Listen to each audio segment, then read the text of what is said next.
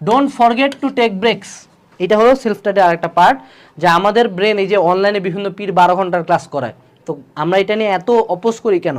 কারণ একটা human brain 1 ঘন্টা পরে ফুল টায়ার্ড হয়ে যায়। তুমি হুদায় লাইভের মধ্যে বাল ফেলো, এদিকে মেসেঞ্জারে কিন্তু চ্যাটিং করো, সো ওই লাইভ দেখার কোনো মানে হয় না, ওই ক্লাসের কিন্তু কোনো যৌক্তিকতাই নেই। কারণ 1 ঘন্টা পরে যা পরে আই ক্যান অ্যাসিওর, আমি তোমার সাথে চ্যালেঞ্জ লাগবো যে ওই পরবর্তী 2 ঘন্টার ক্লাস থেকে আমি একটা কোশ্চেন ধরবো, তুমি এটা পারবে না, কারণ তোমার ব্রেন এটা অ্যাকসেপ্ট করে না। ঠিক তেমনই তুমি যখন পড়বা সেটা হচ্ছে তোমার 10 ঘন্টা টাইম, বাট এই 10 ঘন্টাকে আমরা যেটা করবো যে প্রতি 30 মিনিট অন্তর ধরো 10 মিনিটের একটা করে ব্রেক, এরকম করে 30 মিনিট জোড়া দিয়ে যে 10 ঘন্টা আমি পড়ছি, ঠিক মাঝে 2 ঘন্টা ব্রেক নিছি।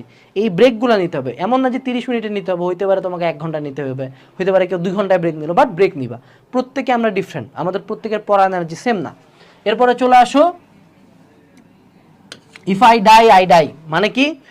সেলফ স্টাডির ক্ষেত্রে সবচেয়ে বড় ঝামেলা হলো যে আমার কোনো ফিডব্যাক নাই, আমি আদৌ পড়তেছি কিনা এখানে কোনো বিচারক নাই। মহান আল্লাহ তাআলা উপর থেকে দেখে আর আমার দায়িত্ব পড়া, এর বাইরে কিন্তু কেউ আমার আসে ঝাড়ি দেবে না যে মামা পড়তেছি না কেন, এই পড়া হয় না কেন, এই কত পাইলা তুমি।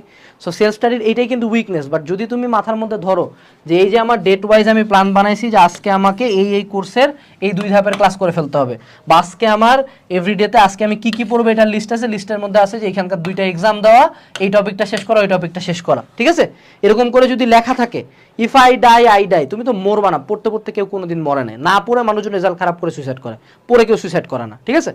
তো তুমি ধরো এরকম মাইন্ডসেটে ধরো যা হবে হবে, আমি একজন মানুষ, আমার জেদের সামনে যে কোনো কিছু মাথা নত করতে বাধ্য, আমি শুধু সৃষ্টিকর্তার সামনে মাথা নত করবো। সো আমি পরিশ্রম করবো এমন যে দিনের পড়া যেটা আমার সেটা আমাকে পড়তে হবে অ্যাট এনি কস্ট। দিন শেষে যাতে রাত 3টা বাজুক 4টা বাজুক, যখন বিছানার মধ্যে পিঠটা লাগাবো তখন মনে হবে মামা তোর চেয়ে বেশি কেউ পরিশ্রম করেই নাই। এরকম মেন্টালিটি নিয়ে সেলফ স্টাডি করতে হবে, নাহলে সেলফ স্টাডি দেখবা যে মাগনা বইয়েই আসো, ওই বইয়ে শুধু ফোন গুতানি হয়েছে, আর কিন্তু কোনো পড়া হয় নাই।